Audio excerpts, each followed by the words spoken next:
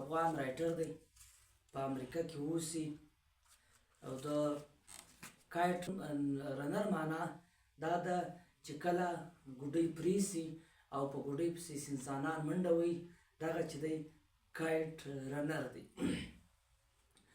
د دې خپله غټه کہاني ده چې کایټ رنر ولې دی. پر دې به مخه په تفصیل خبره کوو. موږ دغه خبره کوو چې دغه سړي چې دی دغه د پښتنو یو پښتون ځوان عامر او یو هزاره ځوان د حسن کہاني ده.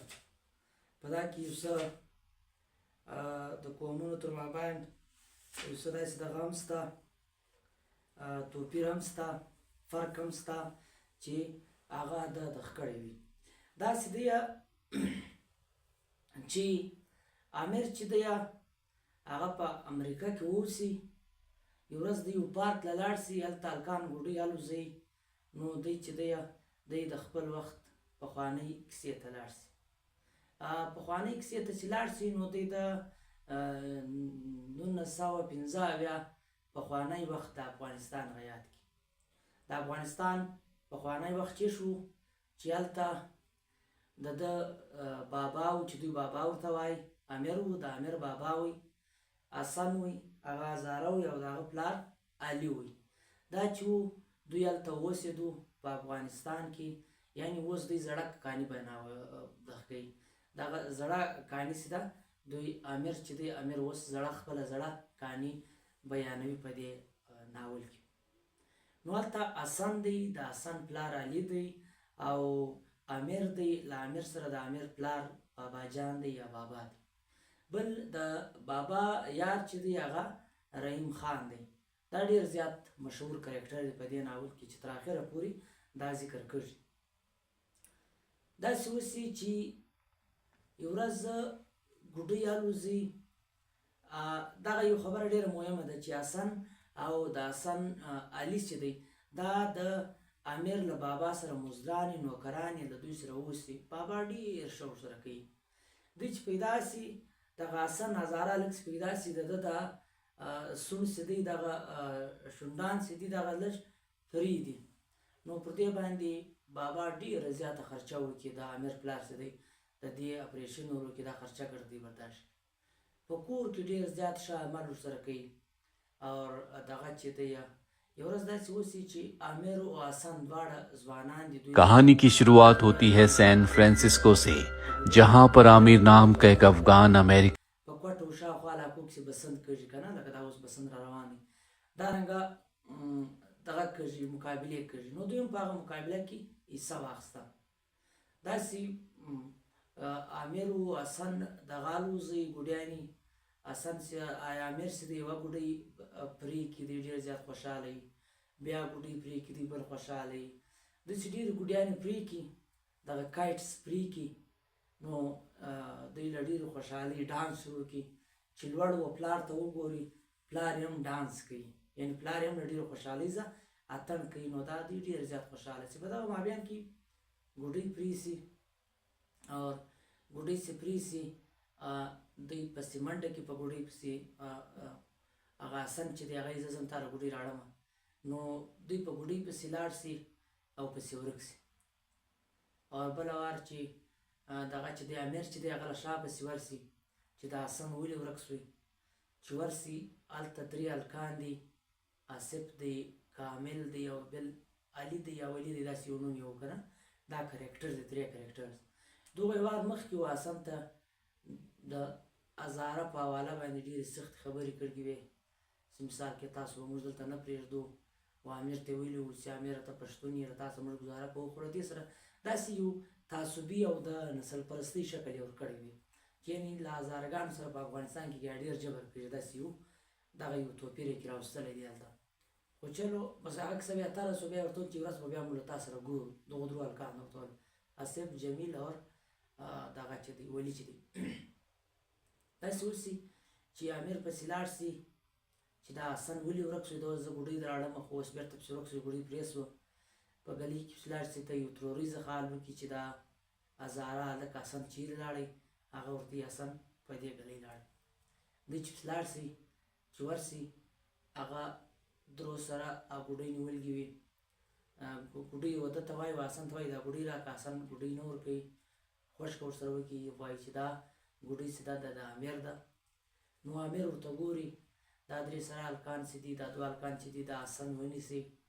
او امیر دغه چې دی امیر ورته ګوري، اسد چې دی له دې هلک سره ډېر زیاتوب وکړي، استحصال یې وکړي، جبر یې وکړي، ظلم ورسره وکړي، سیکچوال ابیوز یې ورته وایي که نه،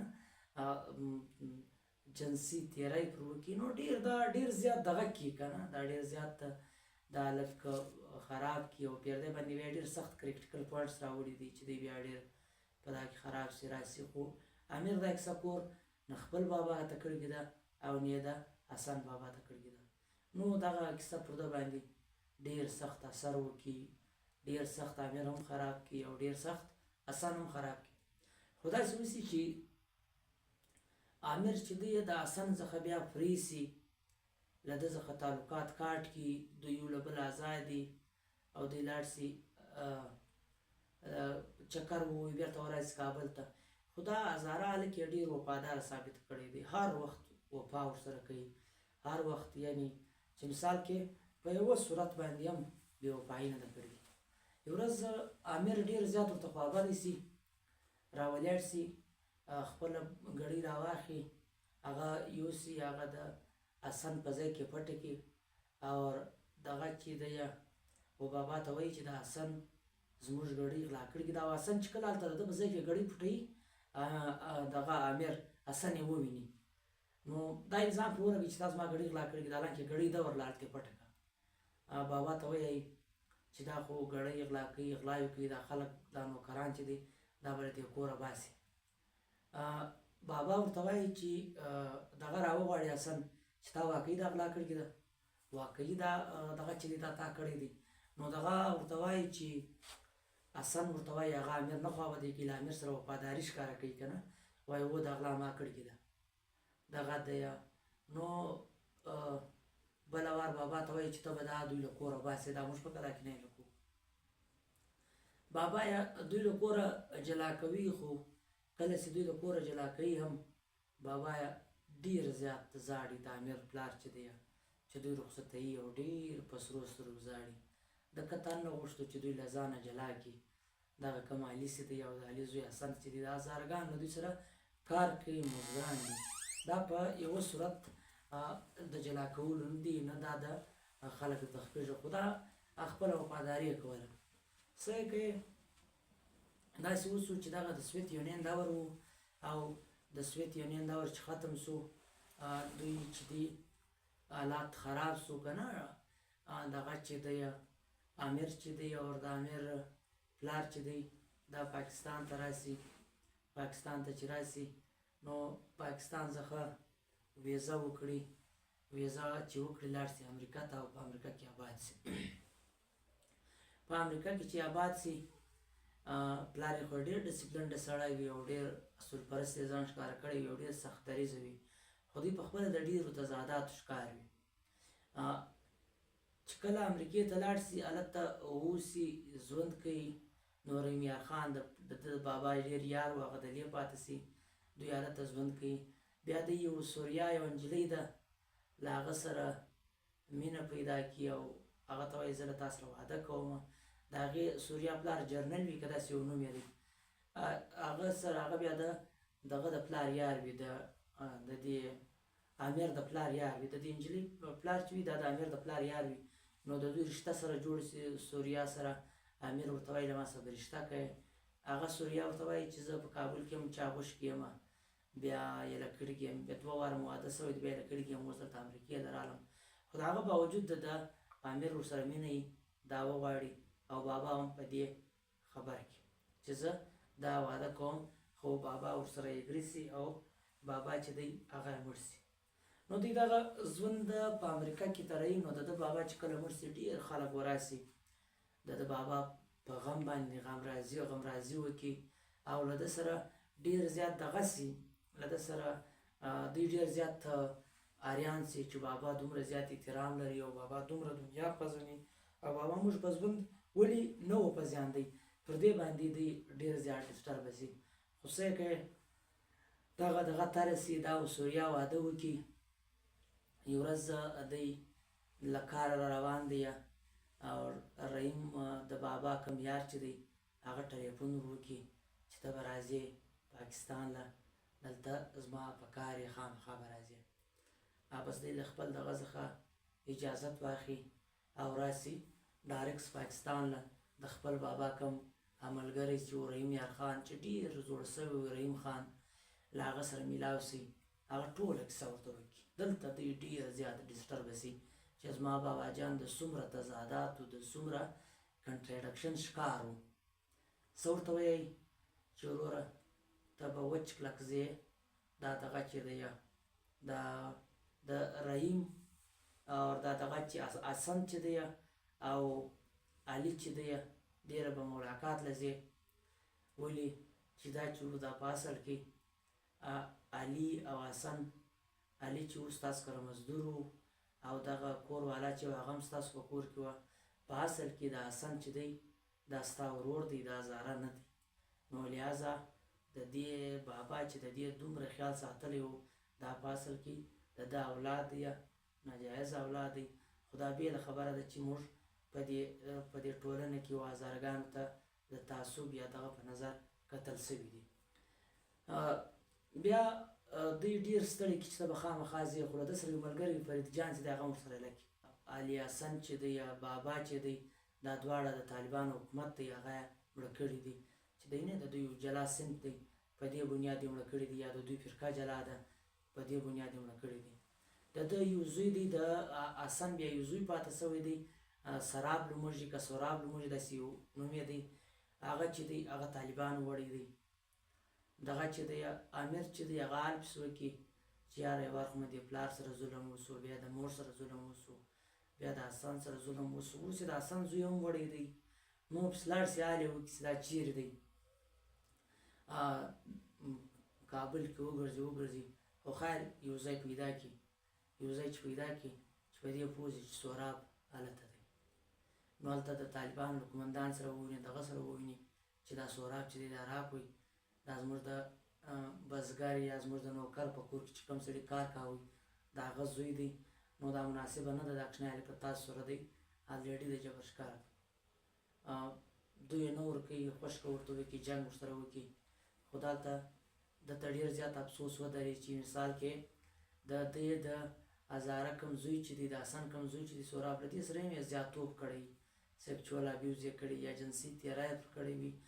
دوی ډېر زیات سخت خفه سي په دې باندې چې یاره بابا سره هم دا وسو او د زوی سره هم دا کږي پر دې باندې دوی دلته یو ډېر ضروري پوینټ دی چې هغه آصف چې کوم چې د ده له دغه سره ظلم کړی و د حسن سره اوس یې د زوی سره هم دغه آصف چې دی د ضد د نفرت پر بنیاد هغه کار کړی دی.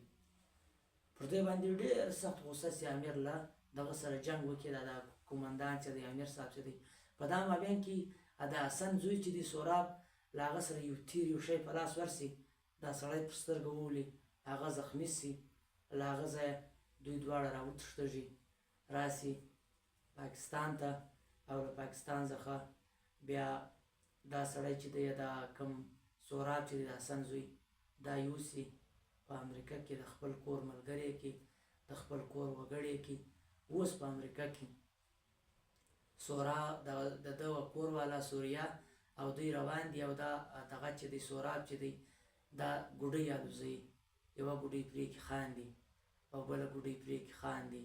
دوی اوس په دې پوه شو چې سوراب رالوی سوی او ګوډۍ الوزوي الوتنګ یې زده کړي چې کله ګوډۍ پرې کړي دا امیر چې دی دا منډه وهي یا مطلب هغه ګوډۍ وراخلي. نو دغه ناول بیا پر دې ځای ختم کېږي. دا اصل دا سبق ورکوي چې اول خو دا دی د کلاس د طبقې د پښتنو کور چې دی هغه ډېر زیات موړ دی بابا یې ډېر رحمدله دی خو د دوی د کلاس په مابین کې ډفرنس وي. هغه حسن چې وي هغه دومره وفاداره وي خو دوی چې وي د هغه د وفاداري په حساب کې نه راغلي. حسن د خپل وفاداري له ده سره د وفاداري ثابتولو لپاره هر حد ته لاړې خو دوی د خپل سرمایې یا د خپل کلاس په دغه باندې ډېر خطا و له ده سره هېڅ تعاون نه کوه یوندو له کوره هم ویستو. دویم دا دی چې